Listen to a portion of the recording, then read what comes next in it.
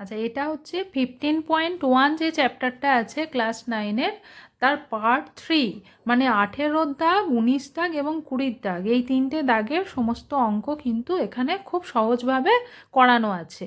আর এর আগের দুটো পার্টে, প্রথম পার্টে 1 থেকে 9 আর দ্বিতীয় পার্টে 10 থেকে 17 এই অঙ্কগুলো করানো আছে। তো আমি এমনভাবে অঙ্কগুলো করিয়েছি যাতে ছাত্রছাত্রীরা এই ভিডিওটা দেখে অঙ্কগুলো সহজেই করতে পারে। আমার বিদ্যালয়ের ছাত্রদের জন্যই আমি এগুলো ওদের ক্লাসে করিয়েছিলাম এবং সেই ভিডিওগুলোই আমি এখানে কিন্তু আপলোড করছি। তো এই চ্যানেলটা যদি সাবস্ক্রাইব করে রাখো সবাই, তাহলে কিন্তু অঙ্কগুলো করতে সবার সুবিধা হবে। 18 দাগের অঙ্কটা বলছে 385 মিটার ইন্টু 60 মিটার, মানে দৈর্ঘ্য 385 মিটার, প্রস্থ 60 মিটার, এই পরিমাপের একটি আয়তাকার চাতাল পাকা করতে, মানে সিমেন্ট দিয়ে বাঁধাই করতে, সর্ববৃহৎ কত মাপের বর্গাকার টাইলস ব্যবহার করা যাবে এবং সেক্ষেত্রে টাইলসের সংখ্যা কত। তার মানে টাইলসের পরিমাপ বর্গাকার হলে তার মাপ কত আর টাইলসের সংখ্যা, এই দুটো জিনিস আমাদেরকে বের করতে হবে। তো চাতালের দৈর্ঘ্য হচ্ছে 385 মিটার, প্রস্থ হচ্ছে 60 মিটার। এখন এই যে বর্গাকার টাইলস, যেটা সর্ববৃহৎ বর্গাকার টাইলস, তার দৈর্ঘ্য কত হবে না, 385 যেটা দৈর্ঘ্য আর 60 প্রস্থ, এদের যে গসাগু বেরোবে সেটা হবে এই যে বর্গাকার টাইলস তার একটা বাহুর দৈর্ঘ্য। তো কত হবে, আমরা দেখতে পাচ্ছি এটা দুটো সংখ্যা, যদি উৎপাদকে বিশ্লেষণ প্রক্রিয়ায় গসাগু নির্ণয় করি, তাহলে 5 দিয়ে যদি প্রথমে দেখতে পাচ্ছি 5 দিয়ে যাবে, তো এটা হচ্ছে 77 আর এটা হচ্ছে 12। তো এই দুটো সংখ্যার কিন্তু আর কোনো কমন ডিভাইজার নেই, তার মানে 5ই হচ্ছে এখানে গসাগু। তাহলে গসাগু হয়ে গেল 5। তাহলে টাইলসের মাপ কত, সর্ববৃহৎ যে টাইলস তার মাপ কত হবে না 5, এদিকে 5 আর এদিকে 5, 5 metre into 5 metre, 5 metre by 5 metre, এই মাপের হবে প্রতিটা বর্গাকার টাইলস, প্রতিটা বর্গাকার টাইলস। এবার বলছে এটা হয়ে গেল একটা উত্তর, সর্ববৃহৎ যে টাইলস তার মাপ হয়ে গেল। তাহলে টাইলস যে কটা লাগবে, টাইলসের সংখ্যা, টাইলসের সংখ্যা, সংখ্যাটা কত হবে না, চাতাল যেটা তার ক্ষেত্রফল হচ্ছে দৈর্ঘ্য ইন্টু প্রস্থ, তাকে ভাগ করব কত দিয়ে না প্রতিটা যে টাইলস তার যে ক্ষেত্রফল, মানে দৈর্ঘ্য 5 প্রস্থ 5 বা বাহুর দৈর্ঘ্য 5, যেহেতু বর্গাকার টাইলস তাহলে 5 ইন্টু 5 হচ্ছে বর্গাকার টাইলসের ক্ষেত্রফল। তাহলে একে এটা দিয়ে ভাগ করে যে সংখ্যা পাবো সেটাই হচ্ছে টাইলসের সংখ্যা। 5 12 হচ্ছে 60 আর 5 77, আর 77 আর 12 গুণ করলে হবে, তাহলে 1 2 9, তাহলে হবে 924টি। তাহলে 924টি টাইলস লাগবে, তাই হচ্ছে উত্তর। 19-এর দাগের একেরটা বলছে একটি বর্গক্ষেত্রের কর্ণের দৈর্ঘ্য 12√2 সেন্টিমিটার, বর্গক্ষেত্রটির ক্ষেত্রফল, এই যে 4টি অপশন দেওয়া আছে তার মধ্যে কোনটি হবে সেটা আমাদের বের করতে হবে। তো বর্গক্ষেত্রের কর্ণের দৈর্ঘ্য 12√2 যদি হয় তাহলে তার বাহুর দৈর্ঘ্য কত হবে। আমরা জানি যে বর্গক্ষেত্রের কর্ণ সমান হচ্ছে বাহু ইন্টু √2, তার মানে বাহুর দৈর্ঘ্য হবে কর্ণ, তাকে √2 দিয়ে ভাগ বাই √2, তাহলে বাহুর দৈর্ঘ্য হয়ে গেল 12√2 বাই √2, এত সেন্টিমিটার। √2 আর √2 কেটে গেলে 12 সেন্টিমিটার, তাহলে 12 সেন্টিমিটার হয়ে গেল, 12 সেন্টিমিটার হয়ে গেল বাহুর দৈর্ঘ্য। অতএব বর্গক্ষেত্রের ক্ষেত্রফল, বর্গক্ষেত্রের ক্ষেত্রফল কত না আমরা জানি বাহুর দৈর্ঘ্য যে বাহু স্কোয়ার, তো এখানে হচ্ছে 12 তার স্কোয়ার এত বর্গ সেন্টিমিটার, 12 স্কোয়ার মানে হচ্ছে 144 বর্গ সেন্টিমিটার। তো এটা হচ্ছে অপশান হচ্ছে বি, বিটা হচ্ছে উত্তর। 19-এর দাগের 2-এরটা বলছে যদি একটি বর্গক্ষেত্রের ক্ষেত্রফল A1 বর্গ একক এবং ওই বর্গক্ষেত্রের কর্ণের উপর অঙ্কিত বর্গক্ষেত্রের ক্ষেত্রফল A2 বর্গ একক হয় তাহলে A1:A2 কত হবে? এই 4টে উত্তরের মধ্যে। তো আমাদের এখানে দেওয়া আছে যে এই যে বর্গক্ষেত্রটা আছে তার ক্ষেত্রফল হচ্ছে A1 বর্গ একক। আর একটা নাম দিয়ে দিই ABCD।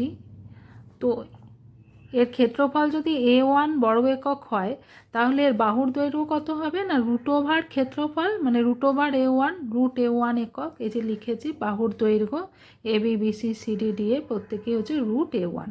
তো আমরা জানি বর্গক্ষেত্রের কর্ণের দৈর্ঘ্য সমান √2 ইন্টু বাহু। তাহলে √2 ইন্টু বাহু করলে আমরা কত পাচ্ছি? কর্ণের দৈর্ঘ্য √2 ইন্টু √A1। তাহলে দুটোই রুটের মধ্যে নিয়ে এলে √2A1 এত একক হয়ে গেল কর্ণের দৈর্ঘ্য। এখন বলছে এই কর্ণের ওপরে আমরা একটা বর্গক্ষেত্র আঁকবো।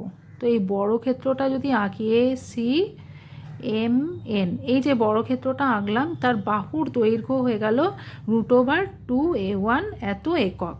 তাহলে তাই যদি হয় তাহলে এই বর্গক্ষেত্রটার ক্ষেত্রফল কত হবে না এর হোল স্কোয়ার √2A1 তার হোল স্কোয়ার। তাহলে আমরা পাচ্ছি √2A1 এর হোল স্কোয়ার মানে এটা রুটটা উঠে যাবে 2A1 হয়ে যাবে। তো বলা আছে যে এর ক্ষেত্রফলটা A2। তার মানে A2 সমানই হয়ে গেল 2A1। A2 সমান 2A1 হয়ে গেল, যেহেতু এটা স্কোয়ার করলাম √2A1 এর হোল স্কোয়ার করলে A1 2A1। তাহলে 2A1 আর A1 এই দুটোর অনুপাত কত হবে না A1:2A1 অনুপাত হবে A1 যদি ভাগ করে দেওয়া হয় 1:2। তাহলে দুটো বর্গক্ষেত্রের যে A1:A2 যেটা বের করতে বলেছিল ক্ষেত্রফলের অনুপাত সেটা হয়ে গেল 1:2। মানে অপশান হচ্ছে এটা হচ্ছে উত্তর। 19-এর দাগে 3-এরটা কি বলেছে দেখি। 6 মিটার লম্বা ও 4 মিটার চওড়া একটি আয়তাকার জায়গা 2 ডেসিমিটার বর্গ টালি দিয়ে বাঁধাতে হলে কতগুলি টালি লাগবে সেটা বের করতে বলেছে। তো এখানে আয়তাকার জায়গাটার দৈর্ঘ্য 6 মিটার আর প্রস্থ 4 মিটার, দুটোকে ডেসিমিটার করে নিয়েছি কারণ কি টালির যে দৈর্ঘ্য প্রস্থ বাহুর দৈর্ঘ্য সেটা কিন্তু ডেসিমিটারে আছে। তাহলে আয়তাকার জায়গাটির ক্ষেত্রফল কত হয়ে গেল না 60 ডেসিমিটার দৈর্ঘ্য 40 ডেসিমিটার প্রস্থ। তাহলে হয়ে গেল 60 × 40 বর্গ ডেসিমিটার মানে 2400 বর্গ ডেসিমিটার। আর একটি টালির ক্ষেত্রফল যেহেতু বাহুর দৈর্ঘ্য 2 ডেসিমিটার দেওয়া ছিল তাহলে 2 × 2 4 বর্গ ডেসিমিটার। তাহলে টালির সংখ্যা কত না 2400/4 ভাগ করে দিলাম, তাহলে এটা হয়ে গেল 600। এটার অপশান ছিল সি, তাহলে উত্তর হচ্ছে সি। আচ্ছা 4-এর দাগেরটা কি বলেছে? বলেছে যে সমান পরিসীমা বিশিষ্ট একটি বর্গক্ষেত্র এবং একটি আয়তক্ষেত্রের ক্ষেত্রফল যথাক্রমে এস এবং আর হলে এই শর্তগুলোর মধ্যে কোনটা ঠিক হবে? তাহলে বর্গক্ষেত্রের বাহুর দৈর্ঘ্য x একক ধরলাম, তাহলে পরিসীমা কত হবে না 4x একক। আর বর্গক্ষেত্রের ক্ষেত্রফল হবে x² বর্গ একক। এগুলো তো আমরা সূত্রগুলো জানি। এইটা সমান কিন্তু এস দেওয়া আছে বর্গক্ষেত্রের ক্ষেত্রফল। এবার মনে করি আয়তক্ষেত্রের দৈর্ঘ্য সমান a একক আর প্রস্থ সমান b একক। Normally a > 0 b > 0 a > b। তাহলে আয়তক্ষেত্রের পরিসীমা হচ্ছে 2 × দৈর্ঘ্য প্লাস প্রস্থ 2 × a + b আর ক্ষেত্রফলটা বের করে নিলাম ab বর্গ একক। তাহলে আমরা এখানে বর্গক্ষেত্রের পরিসীমা ক্ষেত্রফল আর আয়তক্ষেত্রের পরিসীমা ক্ষেত্রফল সব জিনিসটাই ধরে নিয়েছি। এখন বলা আছে দুটোর পরিসীমা কিন্তু সমান, এই শর্তটা প্রশ্নে দেওয়া আছে। তার মানে হচ্ছে এর যে পরিসীমা 4x সমানই হচ্ছে আয়তক্ষেত্রের পরিসীমা 2 × a + b। তাহলে 2x = a + b, কেন কি 2 দিয়ে দুদিকটা ভাগ করেছি। এখন যেহেতু আমরা জানি আয়তক্ষেত্রের দৈর্ঘ্য গ্রেটার দ্যান প্রস্থ, তাহলে আমরা বলতে পারি যে a - b গ্রেটার দ্যান 0। যেহেতু দৈর্ঘ্য প্রস্থের থেকে বড়, দৈর্ঘ্য থেকে প্রস্থ বিয়োগ করলে সেটা গ্রেটার দ্যান 0 হবে। এবার দুদিকে বর্গ করলাম, তাহলে a - b হোল স্কোয়ারও গ্রেটার দ্যান 0 হবে। তাহলে a + b whole square -4ab greater than 0। এবার a + b এই যে মানটা আমরা একটু আগেই বের করে রেখেছি, এ প্লাস বি সমানই হচ্ছে 2x, যেখানে আমরা পরিসীমা সমান করেছিলাম সেই শর্ত থেকে। তাহলে এই যে এ প্লাস বি সমান 2x বের করেছিলাম, এটা এখানে বসিয়ে দিলাম। তাহলে 2x তার whole square minus 4ab greater than 0, তাহলে 4x স্কোয়ার গ্রেটার দেন 4ab। তাহলে 4 দিয়ে যদি দুদিকে ভাগ করি কি পাচ্ছি না x square greater than AB. তো এক্স স্কোয়ার কী ছিল না এক্স স্কোয়ার ছিল বর্গক্ষেত্রের ক্ষেত্রফল এস, আর এবি সমান কি ছিল না এবি সমান ছিল আয়তক্ষেত্রের ক্ষেত্রফল আর। তাহলে আমরা পেলাম যে এস গ্রেটার দেন আর, অপশান হচ্ছে বি, বর্গক্ষেত্রের ক্ষেত্রফল গ্রেটার দেন আয়তক্ষেত্রের ক্ষেত্রফল। 19-এর দাগের 5-এরটা কি বলছে দেখি। একটি আয়তক্ষেত্রের কর্ণের দৈর্ঘ্য হচ্ছে 10 সেন্টিমিটার আর ক্ষেত্রফল দেওয়া আছে। তো আয়তক্ষেত্রটির দৈর্ঘ্য এবং প্রস্থের সমষ্টি বের করতে হবে। তাহলে কর্ণের দৈর্ঘ্য দেওয়া আছে, ক্ষেত্রফল দেওয়া আছে, দৈর্ঘ্য প্রস্থ দেওয়া নেই, ধরে নিচ্ছি দৈর্ঘ্য এ সেন্টিমিটার, প্রস্থ বি সেন্টিমিটার। তাহলে ক্ষেত্রফল কত না এ বি বর্গ সেন্টিমিটার, দৈর্ঘ্য ইন্টু প্রস্থ করলে। এখন কর্ণের দৈর্ঘ্য কত হবে না √ দৈর্ঘ্য স্কোয়ার প্লাস প্রস্থ স্কোয়ার, মানে হচ্ছে √ এ স্কোয়ার প্লাস বি স্কোয়ার, এত সেন্টিমিটার হবে। এবার শর্তানুসারে যেহেতু দেওয়া আছে ক্ষেত্রফল 62.5 বর্গ সেন্টিমিটার, তাহলে আমরা শর্তানুসারে লিখতে পারি এ বি মানে ক্ষেত্রফল সমান হচ্ছে 62.5 এবং কর্ণের দৈর্ঘ্য দেওয়া আছে 10 সেন্টিমিটার, তাহলে এটা লিখতে পারি √ এ স্কোয়ার প্লাস বি স্কোয়ার সমান হচ্ছে 10। এবার এইটা যদি আমরা উভয় পক্ষে বর্গ করি, বোথ সাইড স্কোয়ার করলে এ স্কোয়ার প্লাস বি স্কোয়ার হয়ে যাবে 10 স্কোয়ার মানে 100। এখন আমরা জানি এ স্কোয়ার প্লাস বি স্কোয়ার সমান একটা ফর্মুলা আছে, সেটা হচ্ছে এ প্লাস বির হোল স্কোয়ার মাইনাস 2ab, এইভাবে এটাকে লিখলাম সমান 100 যেমন ছিল সেরকমই আছে। তাহলে এ প্লাস বির হোল স্কোয়ার মাইনাস 2 ইন্টু 62.5, এটা কোথায় পেলাম না দেওয়া ছিল যে ক্ষেত্রফল 62.5, এটা এখানে আমরা বসাবো এ বির মানটা, ক্ষেত্রফলের মানটা বসালাম। তাহলে এ প্লাস বির হোল স্কোয়ার সমান কত হয়ে গেল, এই গুণটা করলে হচ্ছে 125, আর মাইনাস ছিল বলে ডান দিকে এটা চলে গেলে প্লাস হয়ে যাবে, তাহলে এটা যোগ করলে হচ্ছে 100 আর 125 যোগ করলে হয়ে গেল 225। তাহলে এ প্লাস বির হোল স্কোয়ার ইকুয়াল টু 225, তাহলে এ প্লাস বি ইকুয়াল টু হচ্ছে √225। তা 225-এর বর্গমূল কত না 15, আর যেহেতু এটা বর্গমূলটা প্লাস মাইনাস হয়, কিন্তু এখানে দৈর্ঘ্য প্রস্থ যেহেতু ঋণাত্মক হতে পারে না, আমরা +15ই নেব। অতএব দৈর্ঘ্য প্রস্থের সমষ্টি 15 সেন্টিমিটার, অপশান ছিল বি। 20-এর দাগের 1-এরটা বলছে একটি বর্গক্ষেত্রের বাহুর দৈর্ঘ্য 10% বৃদ্ধি করলে বর্গক্ষেত্রটির ক্ষেত্রফল শতকরা কত বৃদ্ধি পাবে। তো আমরা মনে করি যে পূর্বে বর্গক্ষেত্রের বাহুর দৈর্ঘ্য সমান ছিল হচ্ছে 100x, তাহলে 10% বৃদ্ধি পেলে, আচ্ছা ক্ষেত্রফলটা বের করে রাখি। তাহলে ক্ষেত্রফল কত ছিল, ক্ষেত্রফল ছিল যে বাহু স্কোয়ার মানে 100x তার হোল স্কোয়ার, তার মানে 1-এর পাশে হচ্ছে 4টে শূন্য, এত এক্স স্কোয়ার বর্গ একক, এটা ছিল ক্ষেত্রফল। এখন 10% বৃদ্ধি করলে এখন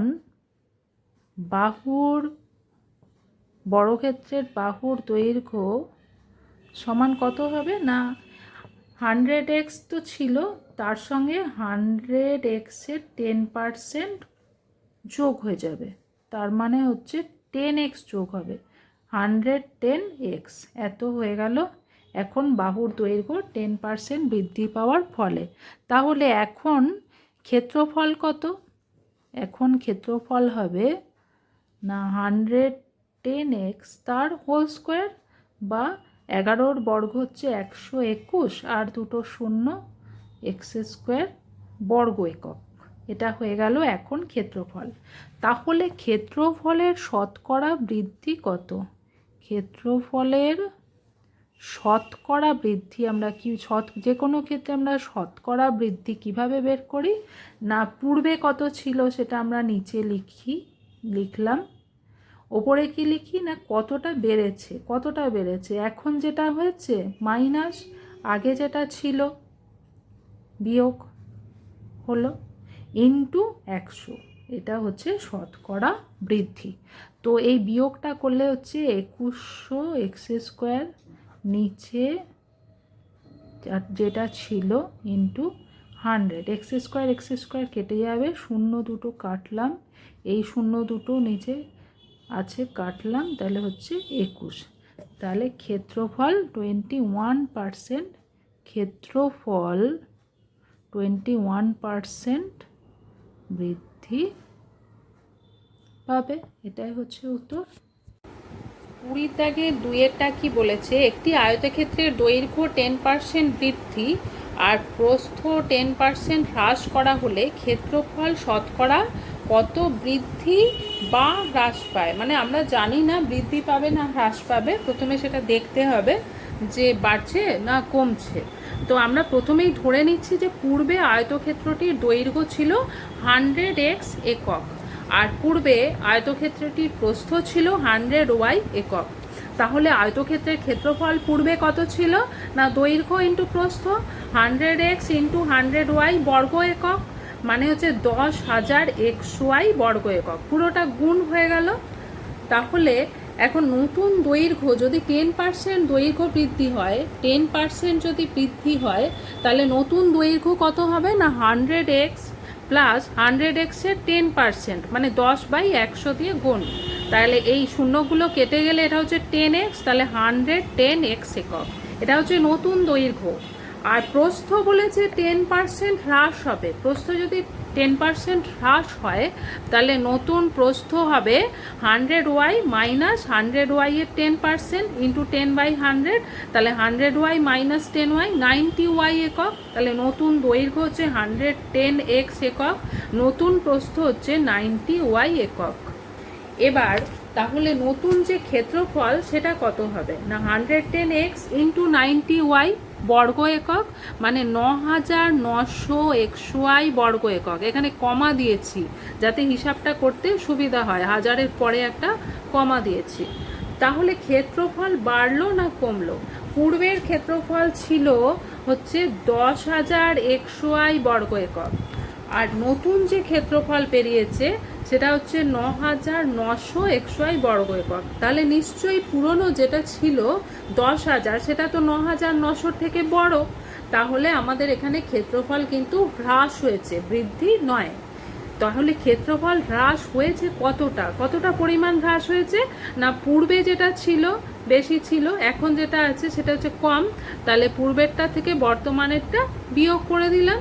তো বিয়োগটা করলে কত পাবো না 100 xy, 10,000 xy থেকে 9900 xy বিয়োগ করলে হবে 100 xy বর্গ একক। তাহলে ক্ষেত্রফলের যে হ্রাস তার শতকরা হার কত না উপরে লিখবো যতটা হ্রাস 100 xy, নিচে পূর্বের ক্ষেত্রফল ইন্টু 100, তাহলে হচ্ছে 100 xy, নিচে হচ্ছে 10,000 xy ইন্টু 100, তাহলে এই শূন্যগুলো সবই দেখছি কেটে যাচ্ছে, তাহলে এটা হয়ে যাচ্ছে xy, এগুলোও কেটে যাচ্ছে, তাহলে সব কিছু কাটলে এটা পড়ে থাকছে হচ্ছে 1, তার মানে ক্ষেত্রফল 1% হ্রাস পাবে। এর আগে 3-এটা কি বলছে দেখি, এখানে একটি আয়তক্ষেত্রের কর্ণের দৈর্ঘ্য 5 সেন্টিমিটার বলা আছে, কর্ণদ্বয়ের ছেদবিন্দু থেকে আয়তক্ষেত্রের একটি প্রস্থের উপর লম্বের দৈর্ঘ্য 2 সেন্টিমিটার বলা আছে, আয়তক্ষেত্রের প্রস্থের দৈর্ঘ্য বের করতে হবে। তো এখানে আমরা আয়তক্ষেত্রটা প্রথমে এঁকে নেব, এবিসিডি আয়তক্ষেত্র, তার দুটো কর্ণ এঁকেছি এসি আর ভিডি। তো এসির দৈর্ঘ্য হচ্ছে 5 সেন্টিমিটার, আর আমরা জানি যে আয়তক্ষেত্রের কর্ণদ্বয় পরস্পরকে সমদ্বিখণ্ডিত করে। তাহলে এখানে যে ছেদবিন্দু ও এটা হচ্ছে এসি এর মধ্যবিন্দু, এখন বলা আছে এই ছেদবিন্দু থেকে প্রস্থের উপরে লম্ব টানলে সেই লম্বের দৈর্ঘ্য 2 সেন্টিমিটার, তার মানে ও এম এর দৈর্ঘ্য হচ্ছে 2 সেন্টিমিটার। তার মানে হচ্ছে আমরা যদি ও থেকে এই বিন্দুটাও যোগ করি তাহলে এই পুরো দৈর্ঘ্যটা কত হবে না 4 সেন্টিমিটার। যেহেতু বললাম যে এরা পরস্পরকে সমদ্বিখণ্ডিত করেছে, তাহলে ও এম যদি 2 হয় এদিকের এই দৈর্ঘ্যটাও 2 হবে। আর এখান থেকে আমরা পাচ্ছি যে এ বির দৈর্ঘ্যটা কত হবে না 2 + 2 4। কারণ কি এই সরলরেখাটা এর সঙ্গে সমান্তরাল। তো কেন সমান্তরাল না কোণ ডিএমও আর কোণ এমএবি দুটোই 90 ডিগ্রি। এটা তো লম্ব, এটা 90 ডিগ্রি। এটা যেহেতু একটা আয়তক্ষেত্র তাহলে এটাও 90 ডিগ্রি, তাহলে এরা পরস্পর সমান্তরাল। তাহলে মধ্যবিন্দুর উপপাদ্য থেকে আমরা বলতে পারি যে এ বি হচ্ছে 2 + 2 4। তাহলে এ বি সমান 2 × OM, তাহলে 2 × 2 4 সেন্টিমিটার, আর এসি তো 5 সেন্টিমিটার। তাহলে বিসির দৈর্ঘ্য কিভাবে পাবো না এবিসি একটা সমকোণী ত্রিভুজ। তাহলে পিথাগোরাসের উপপাদ্য অনুযায়ী ত্রিভুজ এবিসি সমকোণী ত্রিভুজ, তাহলে পিথাগোরাসের উপপাদ্য অনুযায়ী আমরা বলতে পারি AB square plus BC square equal to AC square. তাহলে এখানে এবির মান আমরা পেয়েছিলাম 4, বিসিটা এ ধরেছি আর এসিটা 5 দেওয়া ছিল। তাহলে 4 স্কোয়ার প্লাস এ স্কোয়ার সমান হচ্ছে 5 স্কোয়ার। তাহলে এখন এর মানটা বের করতে হবে। তাহলে এ স্কোয়ার সমান 25 - 16 9। তাহলে এ সমান হচ্ছে √9 3। যেহেতু প্রস্থ ঋণাত্মক হতে পারে না, অতএব আয়তক্ষেত্রের প্রস্থ হয়ে গেল 3 সেন্টিমিটার। আচ্ছা 20 দাগে 4টা কি বলেছে দেখি।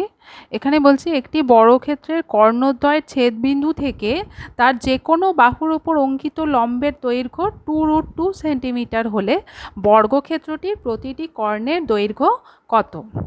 তো বর্গক্ষেত্রটা আমরা এঁকে নেব। প্রথমে এবিসিডি বর্গক্ষেত্র এঁকেছি, তার কর্ণ দুটোকে এঁকেছি, তারা ছেদ করেছে ও বিন্দুতে। তো এখানে ও থেকে এ ডি বাহুর ওপরে লম্ব আঁকলাম, এই যে এটা সমকোণের চিহ্ন দিয়েছি, তাহলে ও এম লম্ব। তাহলে এখন এবিসিডি বর্গক্ষেত্রের এসি এবং বিডি কর্ণের ছেদবিন্দু ও থেকে বিসি এর ওপরে লম্ব হচ্ছে ও এম, এর দৈর্ঘ্য দেওয়া আছে 2√2 সেন্টিমিটার। তো এখন ত্রিভুজ এ বি ডি, মানে এই ত্রিভুজটা এ বি ডি, এই যে ত্রিভুজটা আছে এর বিডি বাহু, এই যে বিডি বাহু, এই বিডি বাহুটার মধ্যবিন্দু হচ্ছে ও, কারণ কর্ণ দুটো এখানে ছেদ করেছে। আর ও এম সমান্তরাল এবি, কেন কি এটাও এখানে সমকোণে আছে, এর ওপরে লম্ব ও এম এডি এর ওপরে লম্ব। আর এটা যেহেতু বর্গক্ষেত্রের একটা কোণ, এটাও 90 ডিগ্রি, তাহলে ও এম সমান্তরাল হচ্ছে এবি। তাহলে আমরা বলতে পারি ভেদক ও মধ্যবিন্দু সংক্রান্ত উপপাদ্য থেকে যে ও এম, এই যে এইটুকু দৈর্ঘ্যটা ও এম হচ্ছে এ বি এর অর্ধেক। তাহলে এ বির দৈর্ঘ্য কত হবে, এ বি সমান 2 × ও এম হবে। ও এম যদি হাফ এ বি হয়, এ বির দৈর্ঘ্য হবে 2 × ও এম, 2 × 2√2 মানে 4√2, 2 আর 2 গুণ হয়ে 4 আর √2 আছে 4√2 সেন্টিমিটার। তাহলে বর্গক্ষেত্রের বাহুর দৈর্ঘ্য আমরা পেয়ে গেলাম, এ বির দৈর্ঘ্য পেয়ে গেলাম 4√2 সেন্টিমিটার। তাহলে কর্ণের দৈর্ঘ্য আমরা কি জানি না বর্গক্ষেত্রের √2 × বাহু হচ্ছে কর্ণের দৈর্ঘ্য। তাহলে √2 × বাহু হচ্ছে 4√2। এবার দুটো √2 গুণ করলে কত পাবো না 2 পাবো। তাহলে 4 × √2 × √2 এই গুণটা করলে আমরা পাচ্ছি 4, আর এই দুটো গুণ করলে 2, 4 আর 2 গুণ করলে হয়ে যাচ্ছে 8। তাহলে কর্ণের দৈর্ঘ্য 8 সেন্টিমিটার। 20 দাগের 5এরটা এখানে বলা আছে একটি আয়তক্ষেত্রের পরিসীমা দেওয়া আছে 34 সেন্টিমিটার, ক্ষেত্রফল দেওয়া আছে 60 বর্গ সেন্টিমিটার, কর্ণের দৈর্ঘ্য বের করতে হবে। প্রথমেই ধরে নিলাম যে আয়তক্ষেত্রের দৈর্ঘ্য এ সেন্টিমিটার আর প্রস্থ বি সেন্টিমিটার। তাহলে প্রশ্নানুসারে আমরা কি বলতে পারি না পরিসীমা যেটা 2 × a + b সমানই হচ্ছে 34, পরিসীমা 34 দেওয়া ছিল। তাহলে a + b এর মান কত হবে, এই দুইটা ডান দিকে ভাগ আকারে নিয়ে গেলাম, তাহলে 34/2 17। তাহলে a + b হচ্ছে 17, এটা 1 নম্বর সমীকরণ। আর ক্ষেত্রফল বলা আছে 60 বর্গ সেন্টিমিটার, দৈর্ঘ্য এ ধরেছি, প্রস্থ বি, তাহলে এ বি সমান 60, দৈর্ঘ্য ইন্টু প্রস্থ 60, এটা 2 নম্বর সমীকরণ। এবার আমরা এখানে এ প্লাস বি এর মান পেয়ে গেছি, এ বির মান পেয়ে গেছি, আমাদের বের করতে হবে কর্ণের দৈর্ঘ্য। তো আয়তক্ষেত্রের কর্ণের দৈর্ঘ্য আমরা জানি √ দৈর্ঘ্য স্কোয়ার প্লাস প্রস্থ স্কোয়ার, মানে √ এখানে হচ্ছে এ স্কোয়ার প্লাস বি স্কোয়ার। আর এই সূত্রটা আমরা জানি যে এ স্কোয়ার প্লাস বি স্কোয়ার সমান হচ্ছে এ প্লাস বির হোল স্কোয়ার মাইনাস 2ab। তো এই যে সূত্রটা এটার বদলে লিখেছি, এখানে আমরা যে মানগুলো এগুলো বসিয়ে দেবো, এগুলো আমরা জানি যে এ প্লাস বি সমান 17, আমরা আগেই পেয়ে গেছি 1 নম্বর সমীকরণে। 2 নম্বর সমীকরণে পেয়েছি এ বি সমান হচ্ছে 60, তাহলে এখানে 17 আর এখানে 2 ইন্টু এটা হচ্ছে 60, বসালে 17 হোল স্কোয়ার হচ্ছে 289, আর 2 আর 60 গুণ করলে হচ্ছে 120, বিয়োগ করলে হবে 169, তাহলে √ 169 হয়ে গেল 13। তাহলে আয়তক্ষেত্রের কর্ণের দৈর্ঘ্য 13 সেন্টিমিটার।